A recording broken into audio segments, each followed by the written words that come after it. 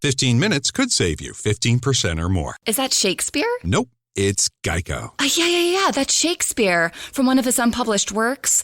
Oh, it be not for awakening. Nay, giveth thou the berries. For 15 minutes could save you 15% or more. Nope, it's from Geico, because they help save people money. Well, I hate to break it to you, but Geico got it from Shakespeare. Geico. 15 minutes could save you 15% or more. Today is nonstop. And suddenly, your checking account is overdrawn. But what if we gave you more time on that one? At Huntington, if you accidentally overdraw your account by $50 or less, we've put a $50 safety zone in place, so you won't be charged an overdraft fee. It's one more way we're looking out for you, so you can have time for what matters most. Huntington, welcome. $50 safety zone does not apply to returned items. Your account will be automatically closed if it remains negative for 60 days. Learn more at huntington.com/safety zone.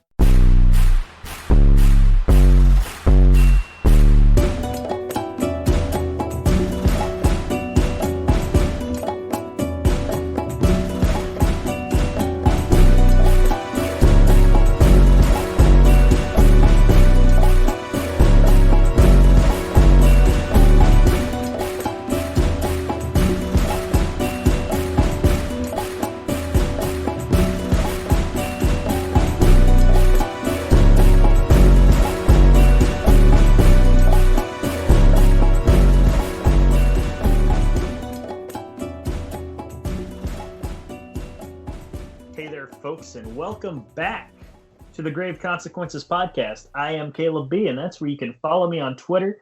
You can follow Greg at xmaserati. He'll put that in the description because I'm not going to spell it right now. I'm not going to bother. Make sure you follow the Social Suplex at Social Suplex on Twitter. Subscribe to the Social Suplex Podcast Network wherever you download your podcast. And as always, search for the Grave Consequences podcast while you're at it. If you just want our feed, because, as great as the Social Suplex Podcast Network is, and it is, don't get me wrong, our show is so great. It's like, I kind of want this show separate from the others, Maybe I want to listen to Caleb and Greg twice instead of once, But today here, folks, we're reviewing Season 1, Episode 25 of Lucha Underground, the working title that we are going with, given the date of January 28th. This is the way of the Dogecoin. You know what I just realized? What'd you realize? We're recording the day we normally drop. Yeah, we are. We just dropped our best title episode yet of Dario is a Dick. It's the least creative one, but it makes sense for the episode. And it's so true, though, man. It could be the episode for every episode, to be honest with you.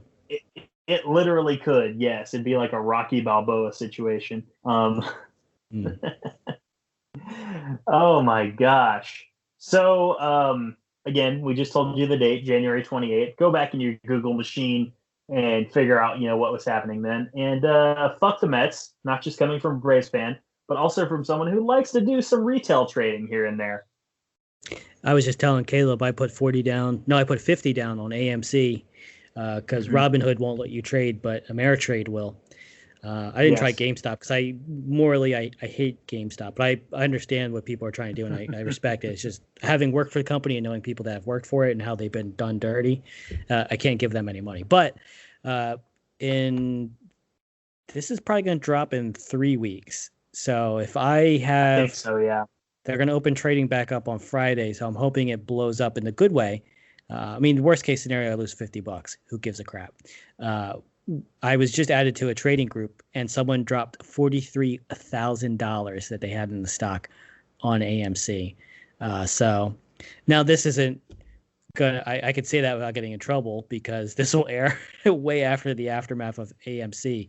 But that's how crazy people are taking it. Never bet more than you can afford to lose. Exactly, yeah. Don't put your life savings on short squeezing. That is wild. That's crazy. I put $67 into Dogecoin because on Wednesday, before they shut down AMC trading, I put $100 into a Robinhood account. And then, Robinhood decides, yeah, you can't buy AMC or GameStop. You can sell them, but you can't buy them. I was like, well, I have $100 here, and I put some into Nokia and some into Naked, and put the rest into Dogecoin. So it's currently trading at like 4 cents a share. Maybe it'll be up to $1 by the time this drops, and old Cabes will be able to go to part time. Hey man, like if you get a chance, because I think a lot of people are going to be leaving Robinhood because of the the double standard between individuals and big Wall Street guys. If you get a chance, switch to Ameritrade, because I could buy. There was no restrictions. Absolutely. I will download that app right now, actually. Yep. Just do an individual account. You said good. Ameritrade? Yeah, TD Ameritrade. Gotcha. I mean, it's a little bit, because the thing about Robinhood is it's a little bit geared towards beginners, so it helps you out. But obviously they're trying to rig the game in a way that they want you to invest the way the Wall Street guys want. So they're changing the rules, and I don't like that. So I would suggest Ameritrade. I don't know about Scottrade. I haven't used that in a while, and I don't know any others. So yeah, they're like these guys who are rigging the game, changing the rules. They're sort of like Dario Cueto, man. Yeah, I think they're a little bit more not sinister, because I understand why people do it. Like, here's the thing: like, people are like, oh, they're just evil, greedy people. They're not really evil, greedy people. Their money is survival. Money, the more money you have, the more chances your family has at survival. So if you have the chance, if you get enough power to rig the game, it's just human nature. Corruption is inevitable. Like, if you're a socialist country, if you're in a capitalist country, there's corruption everywhere. It's just different. It's human nature, as you had said. Yeah, we human beings have never designed any type of platform or group or organization that is invincible to corruption. So that's just, it's how it is. But they are changing the rules, and you got to fight back by not using their tools. Yeah, fuck them. So first thing on the show, an ad about a car with Idris Elba. What's he doing in the temple? Oh wait, no, I watched it on Tubi. That's why I got that ad. I had no idea what you were talking about too. I was like, what? Yeah, the actual first thing we get to see in the temple is Dario Cueto walking around with the crew in the bowels of the temple, and he explains to them what a layup is. It's an easy shot. It's an open bucket. It's all these things, and you missed it, and you screwed up, and he's just so incredulous about them missing this shot. It's ridiculous, and he's pissed. And so he offers them some real motivation. And he said, hey, if you disappoint me again, don't apologize to me. Apologize to my brother, Matanza. Yeah, Dario is an interesting person, and I'm going to have a spiel about him, I think, a little bit further down the episode. But he doesn't know how to gauge actual talent, because he's looking for the wrong things. He associates ruthlessness and cruelty with power. And the crew has that. They have ruthlessness and cruelty, but they're bullies, but they suck. Yeah. And that's the thing about a bully is, like, if you knock it down, it's not going to get up. Yeah, like some people, like, that's the thing, is a scary. I think there needs to be a new term, because especially nowadays, because there's different kinds of bullies I'm noticing, like, and it's too much of an umbrella term where people that shouldn't be thrown in there are. Like, some people are dangerous, like they might kill you. That's not a bully, or someone that is going to get back up. The worst kind of bully is the bully that actually wants you to fight back, so because they know they can stomp you into the ground. Yeah, it's a different, dangerous kind of bullying. That's not what they are. They're just the cowardly bullies that suck. Yeah. The kind of cowardly bullies, you fight back, they're done for. They don't know how to respond because, oh my God, what? They're fighting back? This is ridiculous, Yeah, they I think they only, who did they have victories over? Like, really. You know what? I'm trying to think. They got one victory over a trio the week that they turned on Big Rick, but I think that's the only win they've ever got, man. Was that the one where they put Pimpinella and Masquerita on the shelf? No, they lost that match. They lost that one where Sexy Star was the only one there? Yeah, because Big Rick did a run-in. Oh my God. Yeah, Dario is kind of like, he doesn't know. Like, he did give him a hell of a layup. Like, you know, Yeah, no, the crew sucks. It's so weird how not angry. Like, he's threatening them, but like, this kind of goes into how I feel about Dario with his, as an authority figure. He doesn't kind of really, he has Joker tendencies. Okay. He doesn't always think about what happens when he's going to catch that car. Oh yeah. Yeah. Like, he's upset with the crew, but like, he kind of just wants chaos sometimes. Like, he's not as upset as you would think he would be. Yeah, it is kind of weird. Because I'd probably just, fire them or hurt them. Yeah. Like, because he puts people in bad. Like, let's say I was Dario, and this is, you can't look into any story too much. Like, you can't put a magnifying glass over any story before you're gonna find flaws. But if I painted a scenario, like, what if this episode opened up with Dario and he has the crew already in the ring? He goes, since you let me down after, and he gets the whole speech about the layup. He does that. He's like, I'm going to teach you a lesson. And then out comes Cage, Tejano, and Cuerno. And they stomp the hell out of them. One that would give them another one. They're on the show later, but I'm just saying, like, as an example, like, that would give those better heels a W. But also, he would be teaching them a lesson. I'm just, am I thinking about this too hard? You may be, because the crew are, they're basically supporting characters, There's not a ton of focus on them anymore, thank God. They do suck, and that's kind of why I think, like, it might have been, maybe even since they already used the people I was talking about, maybe they used them to pump up Pentagon, or just something crazy, like, because I think they're garbage, they're trash. Yeah, they are. Droppers. They lose all the time. They lost a trios match against 2 losers and a woman with a broken ankle, as Dario said. They lost a 3-on-1 handicap. They lost a 3-on-1 handicap match as well.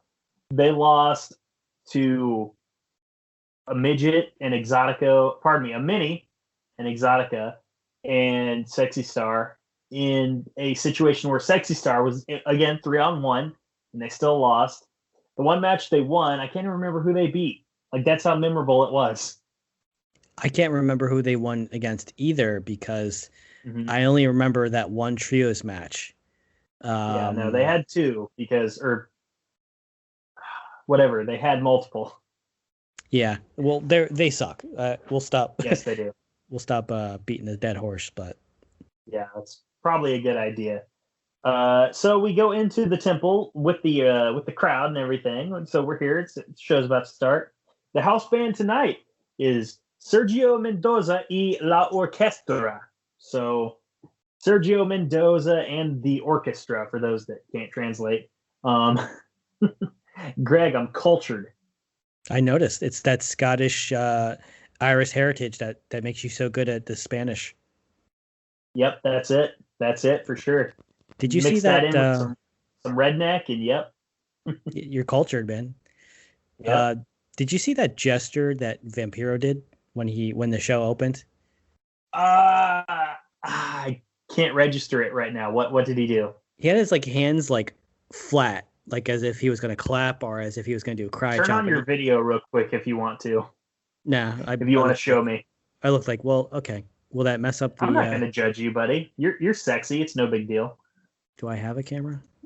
This is an old laptop. Yes, I do. Oh. So he went like this. He went... Hold on. Show me again. Okay, show me. What the... That's weird. Like, yeah, is he like is he like stabbing Heil Hitler? Like what's going on? I don't know. Like, and I'll describe it for everyone else. He has two hands parallel but flat, as if he was going to do like a double karate chop or something, or as if he's about to clap, but he doesn't commit. And he takes like the top. I don't remember if it was the top or bottom hand, but he like pushes that like a karate chop towards the camera, as if like maybe he's like spending money or something. But it's just so it's not he's not rainmaking with like money. He's just shoving his hand in the camera. I don't know. I don't know if it was some kind of like I don't know. I didn't know what it was because Vampiro does weird stuff, and sometimes I don't know if he's just overly hype and just can't control his body, because he is that guy. Because you're going to notice, like in all the main events that go crazy, he's not sitting down. He can't. Nope. No, he can't. No. So I don't know. I didn't know if you know. It's one of those things where I probably wouldn't have noticed, but this is like my third time watching the episode, so I was like, "What the hell is Vampiro doing?" I picked up on some details, by the way, just to circle back real quick, when the crew was showing Matanza, like they look scared. They look like they were about to piss their pants, dude. They should be. He looks like the guy from Splatterhouse. It's an old superintendent. I haven't seen him, so I mean, I'm a first-time viewer. I haven't seen him, Greg. Oh, that's what right. Are you talking about? That's right. I'm ahead of myself. We'll get there. You are, sir. The viewer has not seen Matanza yet, and dude, we are 25 episodes into the show. We're a fourth of the way through this series, and whoever this Matanza is, we don't even know what he looks like right now. I don't think we find out in the first season. I think we maybe see his eyes in the finale. That's it. Yeah, you don't see the whole thing. Yeah.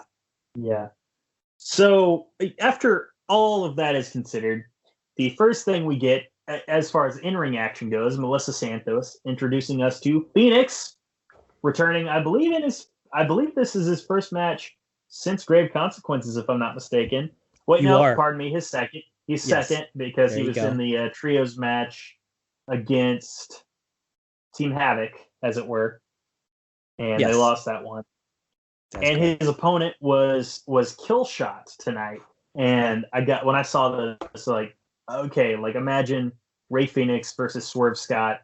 Jesus Christ, this is insane. I didn't write a lot of spots down because so much stuck out. Greg, what stuck out to you the most? Well, I said before in the last like 3 or so episodes, I'm going to stop doing spots, but I couldn't help it because this was insane. Vampiro even made a comment that they're so similar that they appear to be having the exact type of match that they both want and crave, and they kind of did. They were almost like parallels to each other because the moves they were Spider-Man pointing meme. Yeah, I would say that Spider-Man versus Carnage or Venom. But yeah, Spider-Man pointing is probably more accurate. I mean, they started off of a basic wrist lock sequence. Only each guy was doing the most unorthodox yet technical reversals from it. I know Killshot got on his back when Phoenix had him in a wrist lock, and he put Phoenix's hand underneath Killshot's like left knee, and then just kicked the hand off, and then re-grabbed it from the other side, and put Phoenix into his own wrist lock. It's hard to explain, but it was stuff like that. So if you like British chain wrestling, it's kind of like that, only with a lucha spin, or Have, I guess is what Josh says it's pronounced in lucha. It's a more of a ground grappling base, more technical. One of my favorite spots, dude, was Phoenix did a baseball slide where his legs ended up around Killshot's neck and turned it into a Hurricane Rana. Yep. That was one of my favorite. It's so simple, and it's not like a super dangerous compared to like all the topes they do. But I liked it more because it was just different. Like you don't see it. It was innovative. Yeah. No, I would agree. Phoenix ultimately won the match with the Fire Driver, so Phoenix doing pretty good, all things considered. Won Grave Consequences. Did lose a trios match, but not really his fault. And he just beat Killshot, so big win for Phoenix there. It's a big win. I mean, they gave a lot of high spots to Killshot, so it was another one of those situations where even though he lost, he didn't look like a loser because he lost to a fire driver, or I think I called it a Samoan driver because that's what I thought it is, where you have him like over your shoulder like you're going to do a power slam, but you drop into a pile driver. Yeah. And you should lose to that. And it goes back to something I said before where, as long as it's a believable finish, it's okay to lose.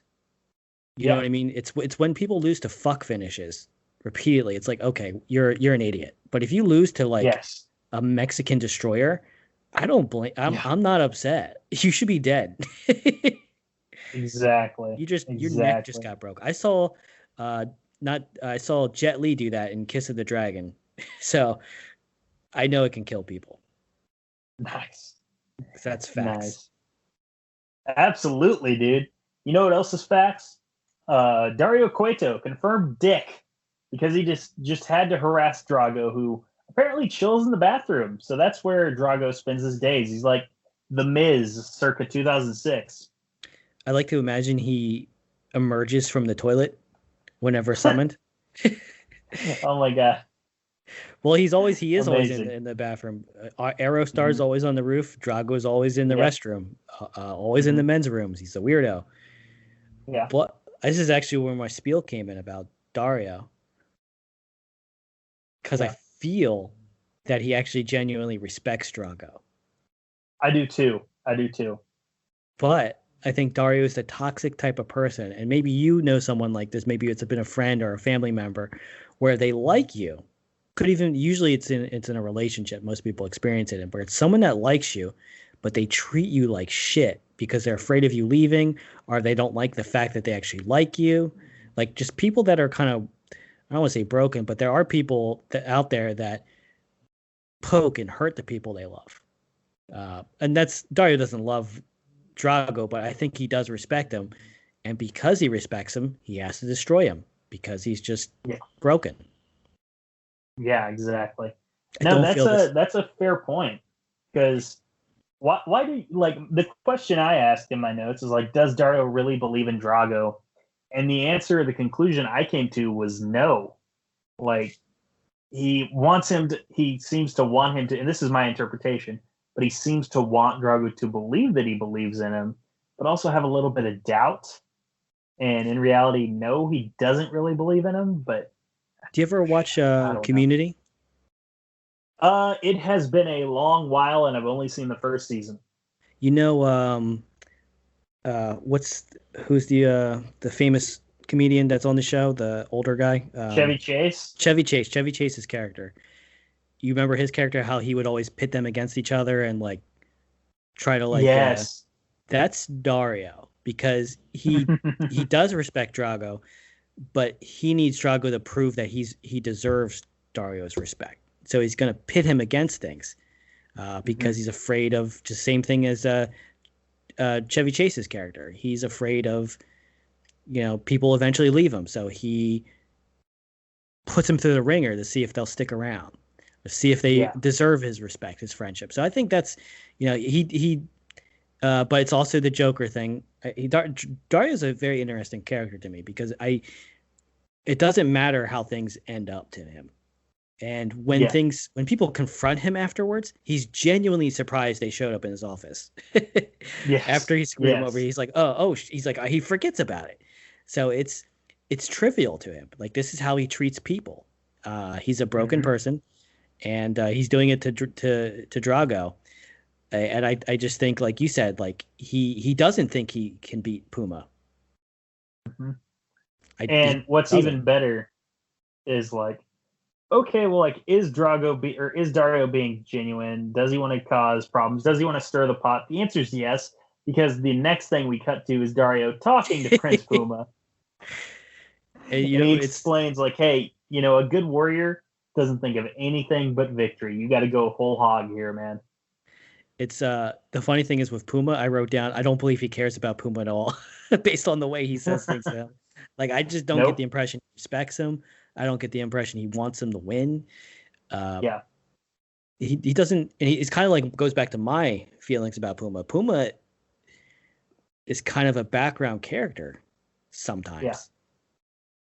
He doesn't have the presence. And Ricochet's amazing. Yeah, absolutely. But yeah, I don't think he cares about Puma. Yeah, no, and just to further the idea that like Dario likes to pit people against people, Hernandez walks in. He immediately like gives Hernandez an in to start talking shit about Prince Puma. I know that was, and they wanted you to know that. They wanted you to overhear. Hernandez says, "I don't give a crap about Puma," and they wanted that because they're telling the story of if Puma thinks he can trust Hernandez, and I'll get to that later too, but because there's more into that. But Dario was surprised that because Hernandez came up to him because Hernandez is in a 3-way match against Cuerno and Cage, right? It's basically a handicap match. Yeah, and Dario's confused. He didn't see this coming. He didn't see Hernandez being upset about it. You know what I mean? Like he was surprised. And as a make good, because Dario is, let's be honest, Dario's kind of a coward. He says, like, you know what? I'm going to give you guys an incentive, a reason to make sure this isn't a handicap match. Whoever wins this is going to be the number one contender to the Lucha Underground Championship. So that's, man, interesting. I liked that stipulation because I didn't remember it. And I do like I loved his booking actually, frankly, because there's always so much on the line. Yeah, absolutely. Like these matches, and this is my complaint about AEW, is that sometimes they're just having matches. Yeah. And this in Lucha Underground is like there's so many matches where like you're going to get a title match. You might get entered into this tournament. You might get something else that comes up later that me and you love. Most of these matches have stakes in them. Yes. I love that. Mm-hmm. Absolutely. So we have established a 3-way tonight with big hosses of, King Cuerno, Cage, and Sean Hernandez, a.k.a. not Mothra. But the next thing we cut to is a fatal 4-way, and I was like, well, this is random. I don't remember this happening. Really eclectic group of Famous B, Ricky Mandel, and after I saw Ricky Mandel, I kind of started to put 2 and 2 together. And like Vinny Massaro and Argenis, I'm like, wait, these are the guys that got their arms broken by Puma or by Pentagon. Yeah, I was kind of hoping it would be an Argenis, match where he could get a win, but Vamp pointed out that too, because I forgot Argenis had his arm broken as well. I forgot that. Mm-hmm. Yeah, because Argenis was, of the 4 matches, far and away the most competitive. Yeah, easily. But yeah, this was the gauntlet of broken arms. I wrote down, this feels random when Tejano shows up and assaults all 4 wrestlers and takes out the ref. Stiff-ass powerbomb to Famous B, too. It would make Nia Jax look safe. Yes, exactly. Tejano said, and I loved his opening line because it's so true to who Daivari is. But he says, I don't know who the hell that guy was, but if he wants to fight, we can fight. So are we seeing a bit of a Tejano face turn maybe in the works? I don't remember if it was. I feel like, I don't know. I don't want to go into spoiler territory because it may not necessarily even be spoiler territory because I'm kind of guessing, but Should I answer? Because I might know the answer. No, don't answer. Okay. Okay. But yeah, that was that 4-way was basically a setup to get over. Oh, hey, Tejano's pissed because a mark beat him up. It was kind of cool. Mark, a money mark, but a mark. Yeah, I like this version of Tejano. It's exciting, at least. Hey, I forgot to. I noticed that like he's getting over with the Temple. He really already, just based on the fact that he came in badass, beat up 4 people, shoved a ref out of the ring, and the crowd's already starting to admire him for it. I think now the crowd knows who Daivari is, it's a little bit easier to root against him. That's fair enough. Yeah. You had something to say though, Greg, and I cut you off. Oh, no, I was just going to point out because Oh, what's this? Zenny's 3D virtual try-on. Pretty cool, right? Wait, are those prices real? Do they have glasses for men? Yep, they also have affordable blue light glasses. Seriously? At those prices? Get them all. I like where this is going. Zenny.com. Prescription glasses starting at $6.95. Good afternoon. Would you like to try a free sample of our double fudge brownie? Oh, sure. That's very good. I'll just take one more, just to be sure. Yep, still very good. Some things never change, like never being able to take just one free sample. And Geico saving folks lots of money on their car insurance. Is that macadamia nut I taste? Let me take one more. Sir. Yeah, I thought so. 15 minutes could save you 15% or more. I don't want to. I'd kick myself if I didn't bring this up, but Hernandez can't talk. No, of course not. He's terrible, and I was wondering because I like he actually is great in the upcoming match he did. I liked him. Bruh, he's got so much presence. He's really so does. good. He's got charisma in the ring, but he can't talk. He's awful. Yeah. Awful. It's truly amazing that that's the case, to be honest with you. He's just negative, like in the negative when it comes to talking. He's negative 1 star. Like it's just, I was like, oh, they should never. He needs a mouthpiece. He is just not. No. Yeah. He needs like a Conan or someone to manage him. Maybe Vampiro is a rival manager. Yeah. Maybe he could get Eddie Kingston. Hey man, when Kingston retires, he's got a job as a manager. He's so good on the mic. That was a joke because Eddie Kingston did manage Homicide and Hernandez in TNA in 2018. He did? Yeah. They came back as the OGs and they feuded with Ortiz and Santana. That sounds awesome. Yeah, you should check it out. Maybe. Yeah. I'm still bitter about Bischoff and Hogan, what they did to TNA. I think even Rich and James would tell you, hey, check out Slammiversary 2018. There's this badass tag match on there. I'll check it out. I still got to go back and watch some other shows. I'm so behind. Fair enough. That's fair enough. Dario is seen leaving the temple on the phone when all of a sudden out of nowhere, a thick, maybe Utah-based wrestler, potentially, maybe, just a fan, who calls himself Marty the Moth, harasses Dario. And Dario says, like, hey, you can't go into the show without a ticket. If you want an autograph, send an email. And Marty says, like, no, I don't want to be in the crowd. I don't want an autograph. I want to be a part of the show. And Dario's just like, okay. And then he goes to leave and shuts the gate and says, like, I'm sorry, I got to go. Some fan was just bothering me.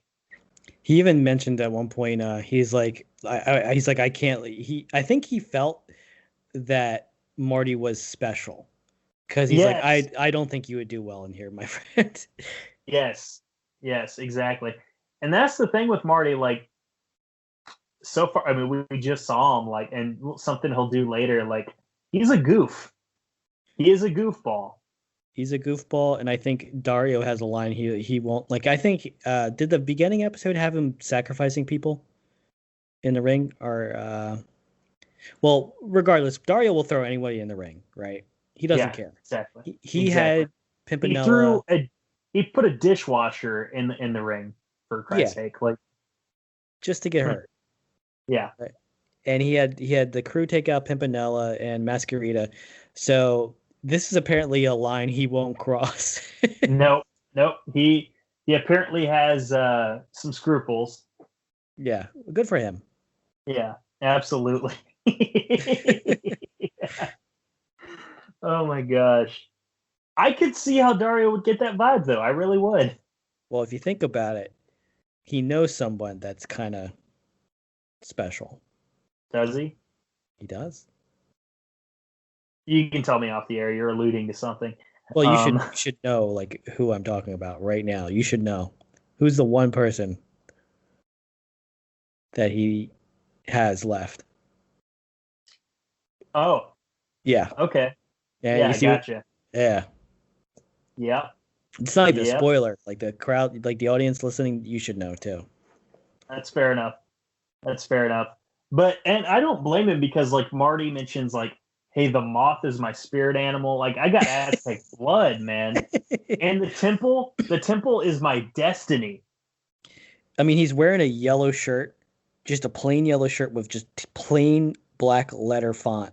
Says Aztec Pride. Yes. And he doesn't look like he's Aztec. No, he looks like he has a base tan. Yeah, he seems like the most Caucasian person. He maybe like he's what's her name? That's like 137th Aztec baby. Who's the politician? Are you saying you think he's like the Elizabeth Warren of the Aztecs? Yeah, he's culturally appropriating that in a way. Am I wrong? Oh, gee. So that's the second cultural appropriator we've had on the show. Yeah. Should I edit that out? Am I going to get in trouble for that? Or no, you're fine. Who cares? No one listens to this show. The way you responded made me think, oh, did I just do a racism? And I was like, I don't know. Nah, you're careful about that kind of thing. I think he's in trouble for that. But then again, I'm just a cracker ass cracker, so what would I know? Up next, we had King Cuerno versus Cage versus Hernandez, and the first thing I noticed was Hernandez powdered at one point, got taken out of the ring, but then and they even cut to it. They show it on the camera. He's just chilling out there at one point, man. Like Hernandez is not above taking a rest when it's, advantageous, I guess would be the word. Well, if you think about it, it's smart. Like if wrestling is a sport, you should do that. Yeah. I didn't notice that. If you're have any honor whatsoever, you're not necessarily supposed to. Well, it's also a handicap match in a way, and he kind of wanted them to fight amongst each other. Mm-hmm. I can't blame him, but yeah, Hernandez is showing some heelish, or at least some tweener personality traits, which is going back. Like they've shown how Puma's reacted to Hernandez, and I think the story that Puma's not a fan. No, he's not a fan, and I think he's wondering if he's being replaced by Conan with Hernandez. Yeah. No, if I was, because that's definitely the vibe you get from Puma after he it was after he beat Cuerno when Hernandez interfered and tried to raise his hand and everything. Puma's definitely jealous. He's like he's like, let's say you're in a relationship but you have a longtime friend who is of the opposite sex. Maybe Puma would be like the jealous girlfriend,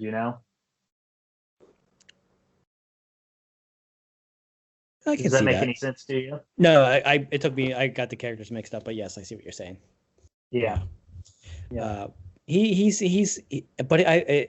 thing you got to be asking yourself as a viewer is he justified in feeling that way? Mm-hmm. And I think they've shown enough evidence where I'd be, kind of wondering what's this guy doing. Yeah, and not only that, what is Conan's motivation? Because Conan said hey, like it or not. He didn't say like it or not, but it didn't seem like Puma had much of a choice. Hernandez was going to be his partner in the trios tournament, no matter what. And maybe some of the Vampiro, shitting on Conan was supposed to reflect this. It's just, it was too much of it. It was like a Minority Report when I think it's Colin Farrell says, this is an orgy of evidence. It's too much evidence. It's you got to dismiss it. But yeah, they're going for something here, and I respect it. The story they're trying to tell. It's a good one. I like things that are a little bit subtle. Mm-hmm. Me too. And I love this because this was just a hoss fight, dude. And at one point, Hernandez hits what Stryker called an intestine buster. And it was badass, but what was even more badass was the look on Hernandez's face as he sat there and sold it yeah, I'm badass. What's the big deal? You already knew this. Dude, he has so much charisma in the goddamn ring. And that's actually a lot of people don't have that. They just do the hot spot. The spot is what is the thing, not them. But Hernandez, the way he poses, the way he does his it's almost like you're playing the old wrestling games where you could taunt and you can build up your meter. It's that's what he's doing almost. And the crowd is behind. I was behind him, and I'm not even, we've been shitting on him a little bit. And I was like, yeah, all right, this guy's awesome. Yeah. And at some point in the match, that crazed, potentially special fan that we had, Marty the Moth, as he calls himself, pops up in the ring from anywhere, as I put it, and just gets assaulted by all three guys because don't hop the rail. Yeah, it leads more to wondering, is he having mental issues? And, you'll find out. But it couldn't have, like, he didn't go in there with the crew. He didn't go in there with, like, Pimpinella and Masquerita. He went in there with Hernandez, Cuerno, and who else was in there? Literally the three biggest guys on the roster. Yeah, dude. Well, 3 of the 4 biggest guys on the roster. No, 3 of the 5 biggest guys on the roster. Dude, it was funny because did you notice that every time they took out Hernandez, the opportunity to turn on each other, it was always Cage turning on Cuerno. Of course, yeah. Cuerno's supposed to be the smart hunter, but Cage looked more intelligent in this because I don't think Cuerno ever really got one over on Cage. Yeah, no, I would chalk it up more than anything because Cuerno is a smart guy. I would chalk it up to hubris. Yeah, I could see that because he looks surprised each time. He's like, "What are you doing?" It's like we're trying to get the title match, bro. Yeah, exactly. But Hernandez got the win, man. So Hernandez is the next number 1 contender. It was a very strange because he got the win over Cuerno, and Cuerno just had his title match. They're hyping, but they wanted you to think Hernandez is a beast here. He's kind of sort of in a handicap match against 2 of the biggest dudes. He wins, and now he has a title shot against Puma. Yeah. And Conan was out there too. Conan was hooting and hollering, so now Puma has to wonder, like, hey, am I being replaced? Because if Hernandez takes the belt off Puma, Conan's not hurt. Yeah.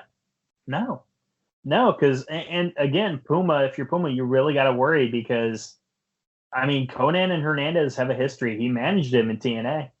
Yeah. He's got to worry about these things. I mean, you're only paranoid if you're wrong. Yeah. He's got to worry about that. And then he's got to check his conscience at the door. Sorry, I dropped my tablet there. If that got picked up on the show. He's got to check his conscience out the door because, like, you're fighting a title versus career match, and if you lose money.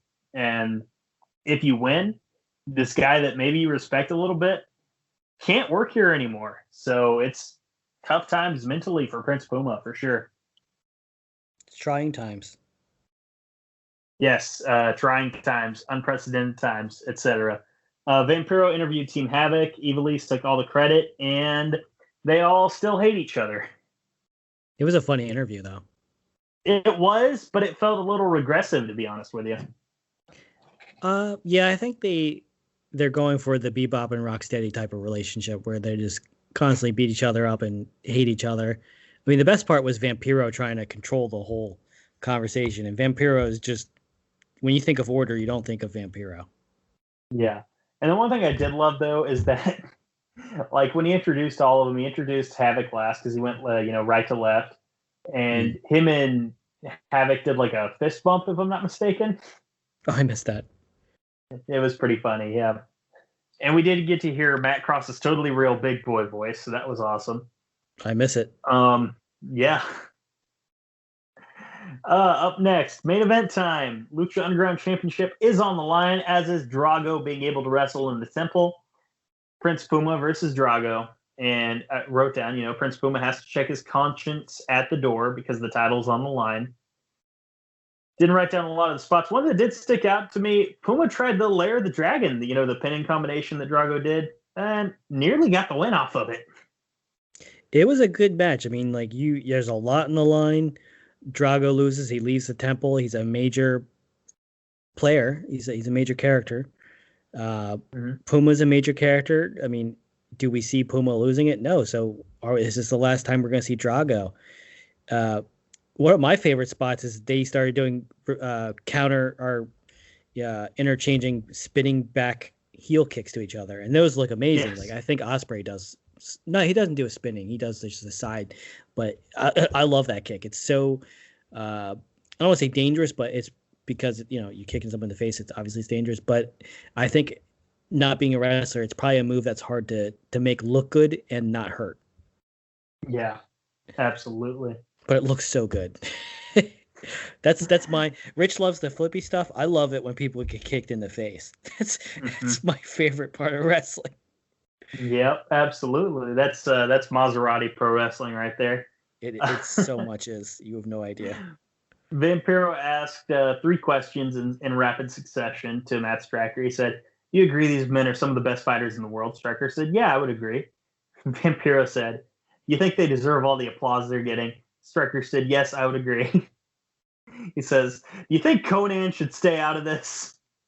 And Striker's like, "Well, that's where you and I disagree, friend." Yeah, it's one of those things where, a broken clock is right twice a day.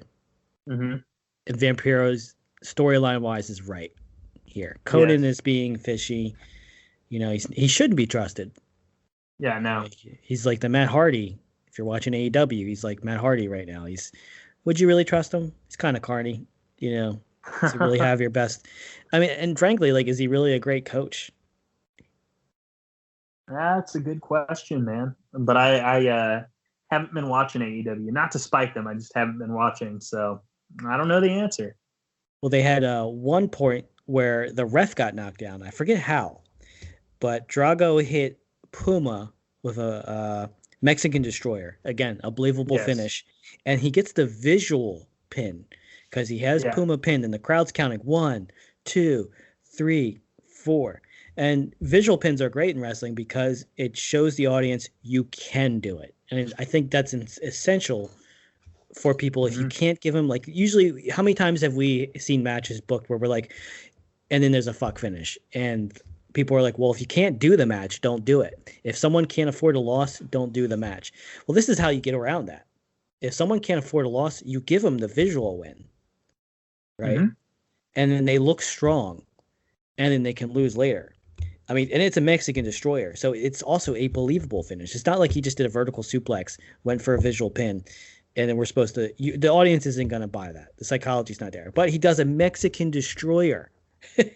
Yeah. Gets the visual 3 count. He looks strong doing that. And then – and stop me if I'm getting ahead of you. Because I can go right to the After finish. That ref bump and the visual pin, though, that's when Hernandez shows up. There you go. And we've got Prince Puma in front of Drago. They're both kind of stunned at the time, and they're getting up. Hernandez goes to tackle, to spear, as it seemed Puma, but Puma ducks him. Puma gets out of the way. Drago eats all of that spear. Yep. And then Puma pulls off his which move did he do? Did he do the shooting star? Let's see here. It wasn't an SSP. No, it wasn't even high flying. It was an impact move. Oh yes, he did a. It was almost like the Samoan driver earlier, if I remember correctly. Yeah, I think it was a Blue Thunder Bomb. Mm-hmm. It was either a Blue Thunder Bomb. Yeah, that sounds right. Yeah, it was either a Blue Thunder Bomb or spinning tombstone pile driver. That's what I wrote down. Yes, it was a Samoan drop. Yeah.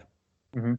Yeah, it was believable finish, and Drago takes the L. But this is after Drago had the visual win, after Hernandez had to interfere. So yeah, if anything, it doesn't make Puma look weak, really, just because Puma was already looking stronger going in, but it makes Drago look so strong. Absolutely. In defeat. Absolutely. If anything, it kind of sells you how mentally and the alignment of Prince Puma, because he was so okay, I got to get the win, but oh man, I respect Puma and I got to put him away and get rid of him. Yeah, they showed a sequence where Conan's yelling at him to finish it, and he's reluctantly setting him up for. And I wrote down, I found it. It was a spinning Blue Thunder Bomb. There we go. Pretty sure it was. Yeah, but that sounds right. Because was it a power bomb or a pile driver? It ended up as. No, either way, it got Prince Puma the win. It was amazing. Let's just say that. Yeah. I don't remember. It was either a Blue Thunder Bomb or a Samoan Driver. Either way, it was. Well, that's the thing. The viewers, if you're doing what we tell you and you're watching these shows before we review them, they will know exactly what it is. So it doesn't necessarily matter. It was crazy though. It was. Mm-hmm. You should lose to that. Like it wasn't. Yeah. You know, it's definitive finish, which I love. I love definitive finishes. It was great. It was a great match. Yeah. Yeah, no, I would agree. And Prince Puma like wins the match and he's so pissed. He's so upset. Like, and Conan has to console him for it, you know, because of it. Prince Puma picks up Drago in a hug. Drago's kind of resistant, but he accepts the hug. Prince Puma does the classy thing, gives the ring to Drago.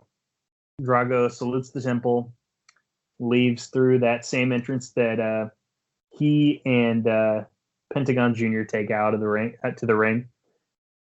And then we cut to Drago leaving the temple, and he runs into Dario Cueto. I can't remember what Dario says, but Drago says, "We'll meet again." And then Drago leaves through fire. Yeah, he's a dragon. It's wild, dude. The look on Dario's face was like he didn't care, but it goes back to my point where I think he only doesn't care because Drago lost. Yeah, exactly. But he cared enough to show up. Yeah, he cared enough to because he didn't really taunt him after he lost. He had a smug look on his face, but it was almost as if he was hiding his true emotions. That's my opinion. And I could be reading into it too much, but I think he was upset. I think he was... I don't know. I don't know how to articulate it without sounding like I'm stretching something any more than I already am, but I just felt like, you know, he saying goodbye, you know? Yeah. No, I would agree. And now with that considered, what would you rate this show on a grading scale from S to F? I'm going to give it an A.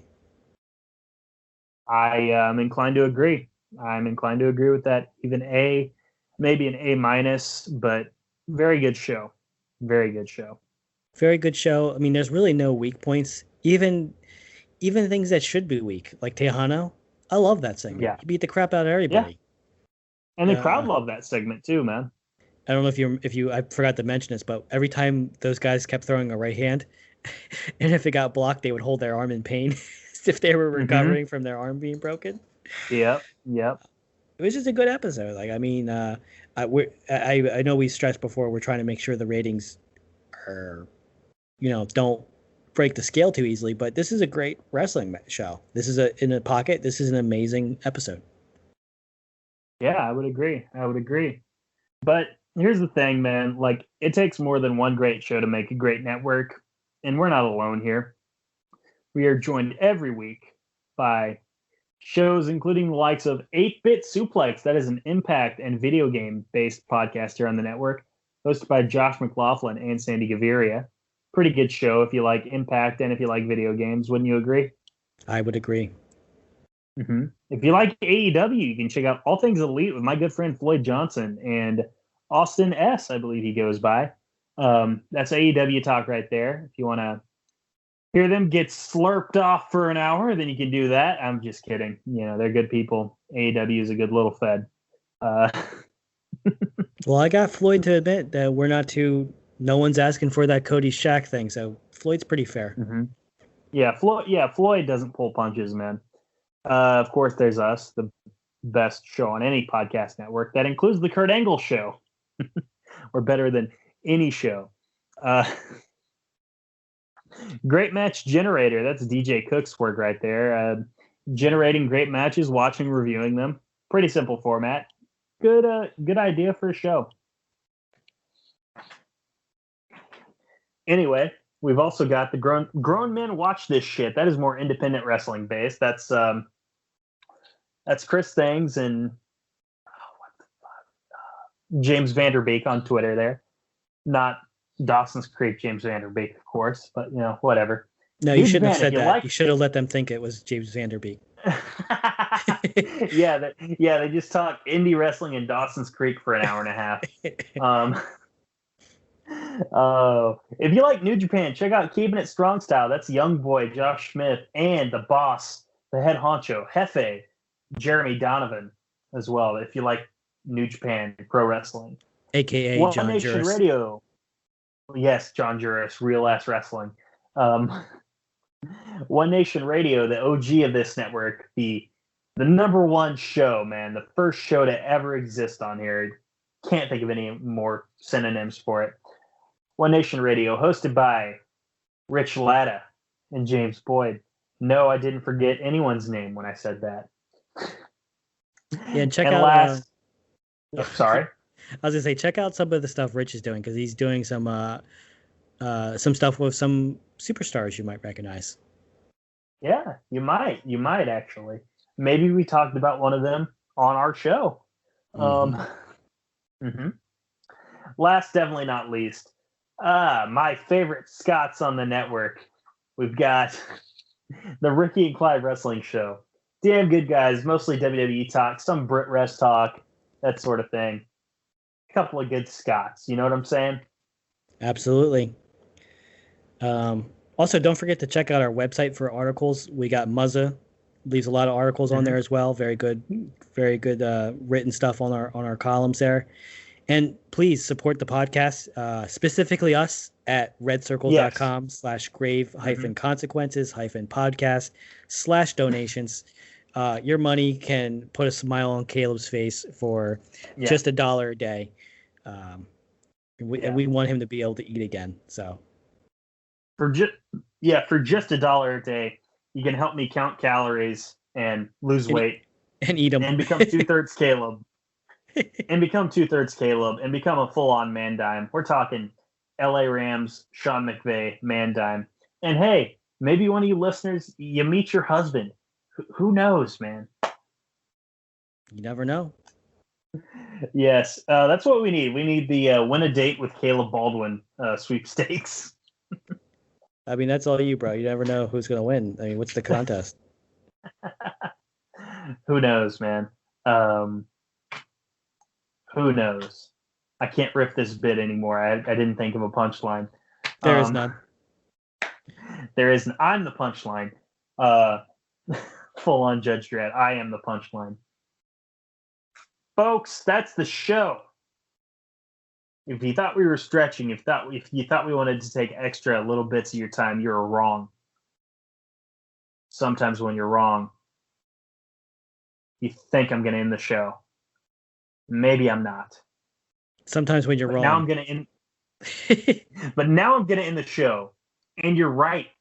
And sometimes, even when you're right, there's nothing other than grave consequences.